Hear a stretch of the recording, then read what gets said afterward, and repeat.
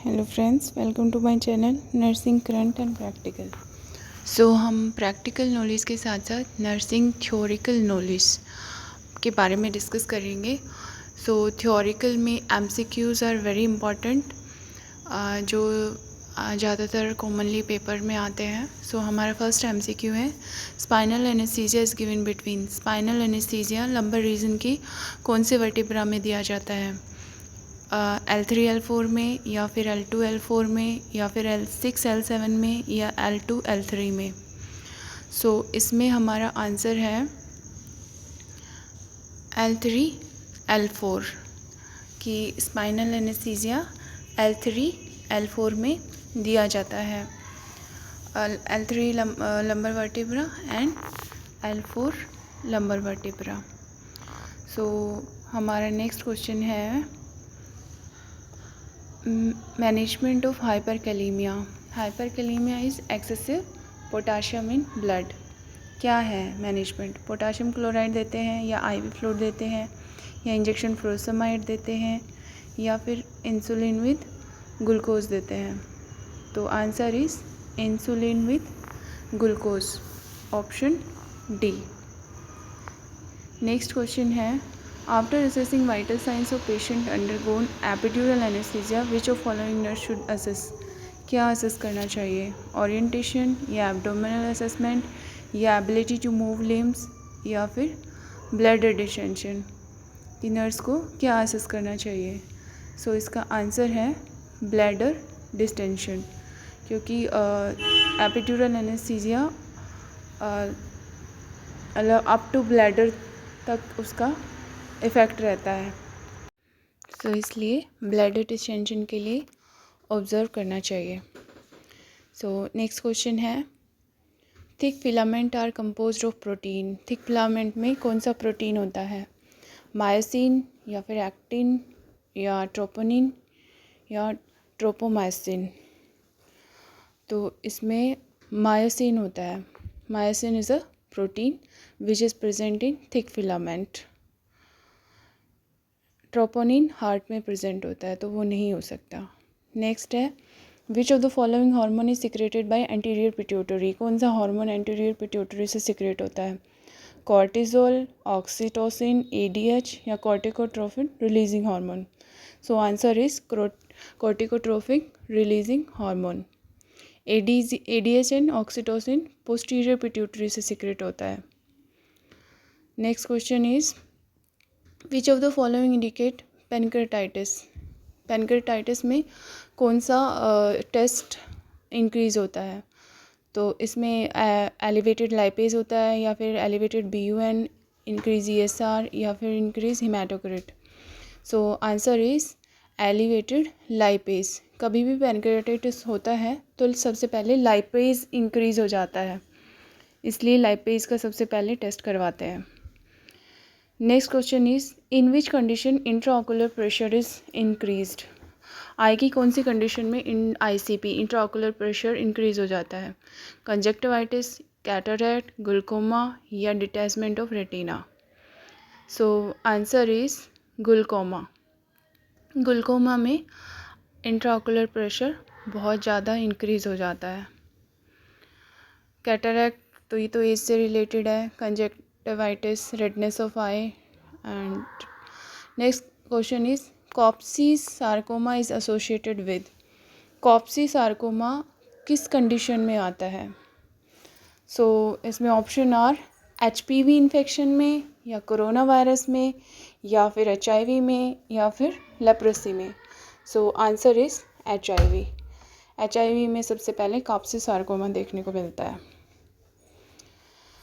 And next question is, which assessment should be made by nurse in first 24 hours of burn. अगर कहीं किसी को burn हो जाता है तो फर्स्ट 24 आवर्स में नर्स को क्या असेस करना चाहिए? Early BP, skin colour, pain assessment, या फिर urine output? So answer is early urine output, क्योंकि बर्न में बहुत ज़्यादा फ्लूइड डिस्प्लेस होता है, इसलिए urine output is very important to assess. Next question is, silver nitrate dressing may cause. अगर सिल्वर नाइट्रेट ड्रेसिंग करते हैं तो उसमें क्या ध्यान रखना चाहिए, उससे क्या हो सकता है?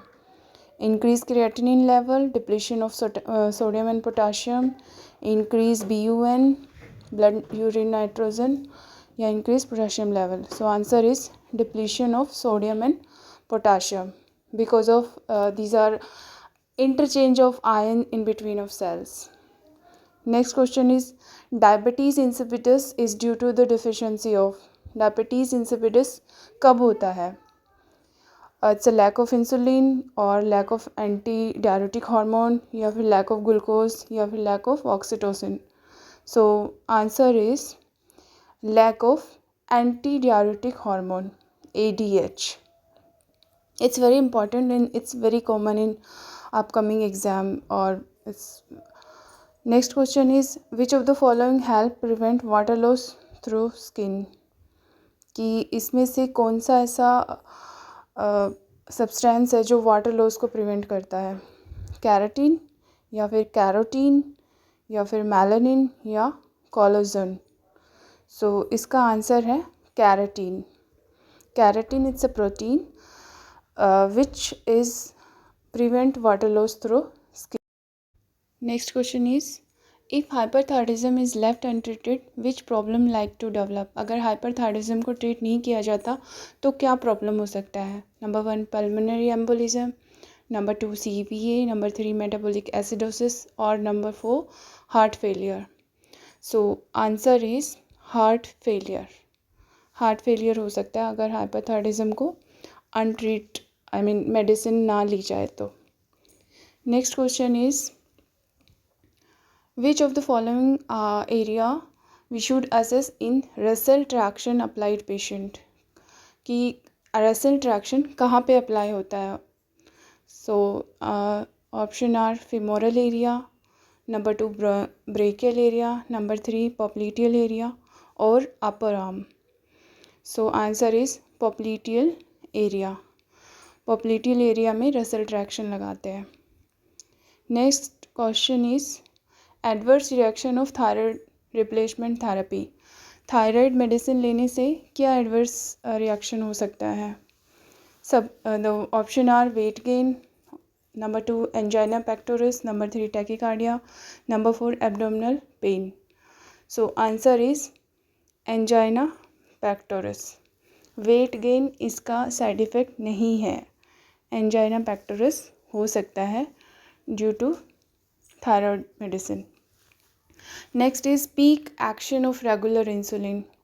रेगुलर इंसुलिन का पीक वैल्यू पीक एक्शन का टाइम क्या है? So option are 2 to 8 hours, 6 to 10 hours, 2 to 4 hours, और immediate after administration. So answer is 2 to 4 hour. 2 to 4 hour में इसका पीक एक्शन होता है रेगुलर इंसुलिन का.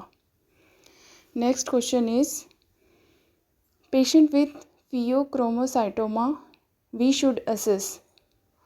Option 1 blood sugar, option 2 blood pressure, abdominal assessment, और urine output. It's pheochromocytoma it's a tumour. इसमें blood pressure hallmark sign है. So blood pressure बहुत ज़रूरी है असेस करना in this tumour. Next question is drug of choice to control pain in patient with acute pancreatitis. कौन सी drug देते हैं? Option are NSAID, codeine sulphate, meperidine, और morphine.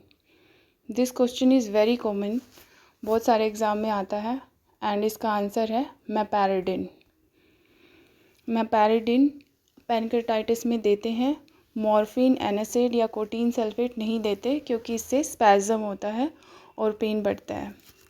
Next question is absence of blood sound and distended abdomen after surgery indicate. अगर abdominal distended है या blood bowel sound absent है तो क्या हो सकता है? Option are bleeding, perforation, paralytic ileus, और constipation.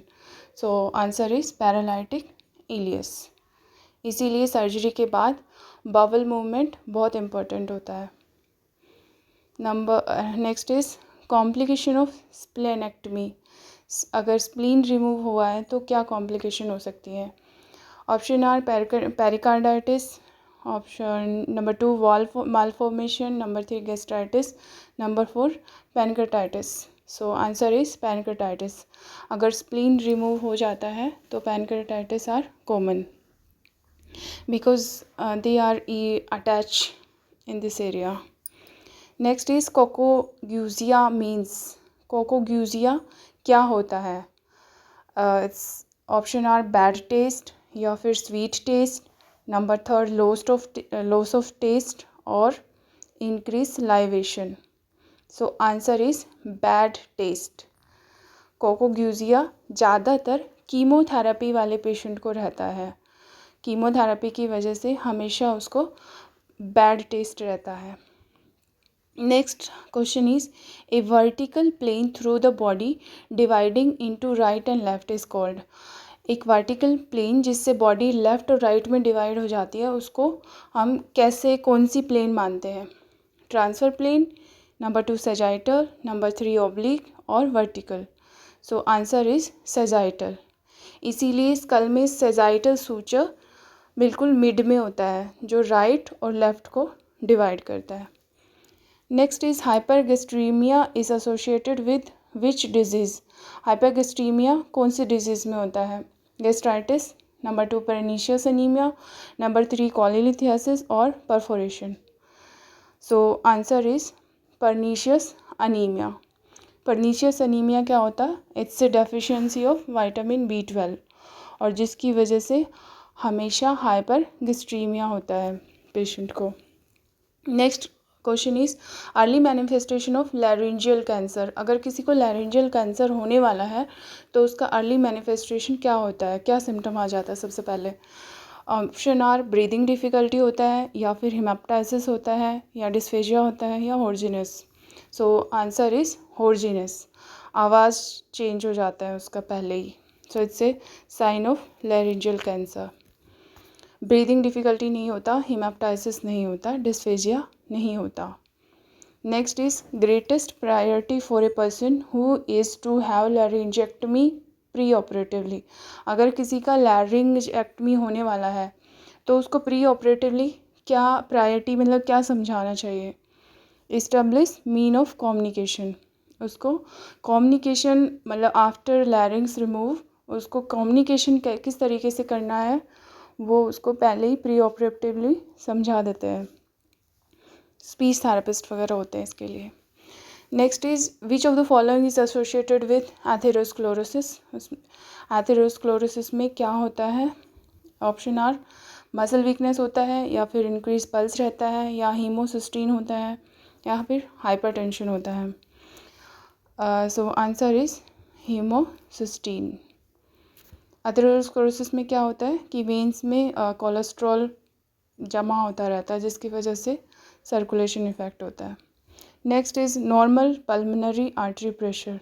This question is very important, बहुत सारे को एग्ज़ाम में आता है और इसका आंसर है 15 to 20 mm of Hg। Pulmonary pressure बहुत इम्पॉर्टेंट है और ये ज़्यादातर स्क्लेरोडर्मा के पेशेंट में मेज़र करते रहते हैं। So answer is 15 to 20 mm of Hg। It's a बहुत कंफ्यूजिंग ऑप्शन होते हैं, इसलिए 15 to 20 हमेशा ध्यान रखना है। Next question is ECG change in myocardial infection. अगर किसी को MI हुआ है तो सबसे पहले ECG चेंज क्या आता है?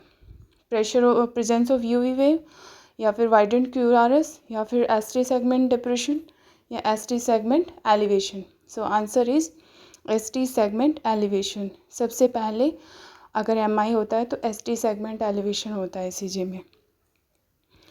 Next question is removal of entire lung is called. पूरे लंग को अगर रिमूव कर दिया जाता है तो उस कंडीशन को क्या बोलते हैं? ऑप्शन आर न्यूमोनेक्टमी और लोबेक्टमी और प्लूरेक्टमी और gastrectomy. So answer is pneumonectomy. Pneumonia से इसको रिलेट करके याद रखा जा सकता है कि न्यूमोनेक्टमी। लोबेक्टमी सिर्फ एक लोब को रिमूव करना, प्लूरेक्टमी प्लूरल लेयर को रिमूव करना, और gastrectomy gastritis. Next question is common side effect of nitroglycerin. Nitroglycerin is a drug which is vasodilator. सो इसका कॉमन साइड इफ़ेक्ट क्या होता है अगर नाइट्रोग्लिसरीन देते हैं तो क्या हमें असेस करना चाहिए? For headache, answer is headache. इसमें हाइपरटेंशन, टेकिकार्डिया, हेमेप्टाइस नहीं होता. Headache is a common symptom. Next is after repair of aortic aneurysm immediate risk is. अगर एन्यूरिज्म रिपेयर हुआ है तो उसके बाद इमीडिएट रिस्क क्या हो सकता है? wound, dehiscence, hypertension, altered in renal perfusion or bleeding. Answer is altered renal perfusion because of lack of blood or disturbance in blood circulation. renal perfusion पे इफेक्ट पड़ता है. Next question is changes associated with aplastic anemia. aplastic anemia में क्या changes होते हैं? Option are diarrhoea होता है, option 2 vomiting, option 3 पोलियूरिया, option 4 bleeding tendency. So our answer is bleeding tendency because aplastic anemia में RBC, platelet and WBC सभी का level कम रहता है. So due to deficiency of platelet, bleeding tendency are common. Next question is risk factor after CABG. सिर्फ CABG अगर किसी patient का हुआ है तो उसके क्या रिस्क फैक्टर हो सकते हैं? Option are depression, dizziness, heart failure और फॉरगेटनेस. सो इट्स अंडरस्टूड कि CABG it's a heart problem related होता है. तो डिप्रेशन इज़ वेरी कॉमन. ज़्यादातर पेशेंट को डिप्रेशन हो जाता है after CABG operation. Dizziness, heart failure, forgetfulness, these are not common. Next question are responsibility in sickling test. Sickling test में हमारी क्या रिस्पॉन्सिबिलिटी होती है? Option are collect 24 hour urine sample, number 2 blood sample, number 3 sputum specimen, number 4 IV fluid administration. So our answer is collect 24 hour urine sample. इस यूरिन में vitamin B12 का absorption rate check करते हैं जिसको सिकलिंग टेस्ट बोलते हैं. Next question is what should be advise to prevent progress of Buerger's disease. Buerger's disease में क्या हेल्थ एडवाइस देते हैं? Option are monitor BP, check vitals, avoid alcohol और stop smoking. So answer is stop smoking. Buerger disease में क्या होता है? Constructions हो जाती है कैपिलरीज का जिसकी वजह से ब्लड सर्कुलेशन नहीं होता और वहाँ पे नेक्रोसिस हो जाता है. सो स्मोकिंग की वजह से ये बढ़ता है, इसलिए मना करते हैं. नेक्स्ट क्वेश्चन है the most common type of brain neoplasm. Brain neoplasm में कौन सी तरीके का ट्यूमर कॉमन है? अगर ब्रेन ट्यूमर है तो कौन सा सबसे ज़्यादा कॉमन है? Option are neuroma, number 2 glioma, number 3 meningioma और angioma. So answer is glioma. Ganglial cells का ट्यूमर सबसे कॉमन है ब्रेन ट्यूमर में, ब्रेन नियोप्लाज्म में. Next is lower motor neuron lesion is number 1 muscle atrophy, number 2 stiffness of muscle, number 3 flaccid muscle paralysis और number 4 increase muscle tone. Lower motor neuron से सबसे common क्या होता है? Flaccid muscle paralysis.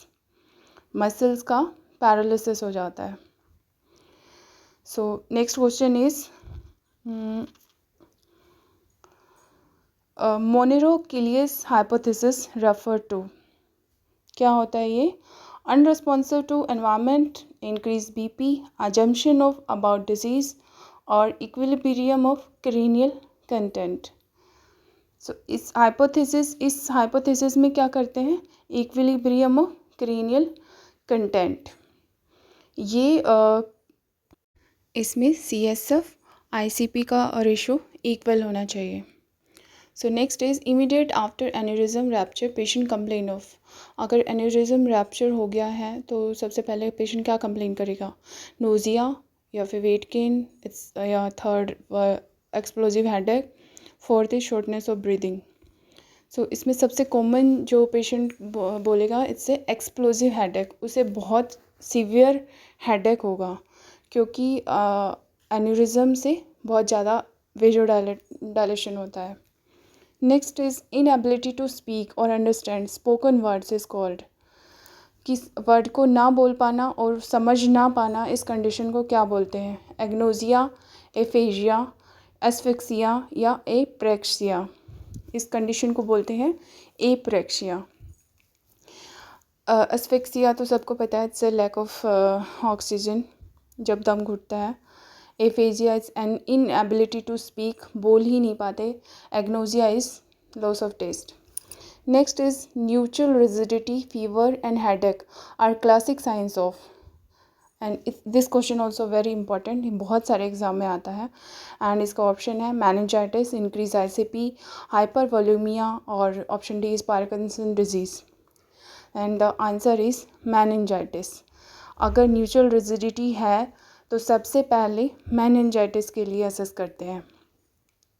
Next question is during administration of mannitol we should assess number 1 vital signs, number 2 weight gain, number 3 level of alertness, number 4 urine output early।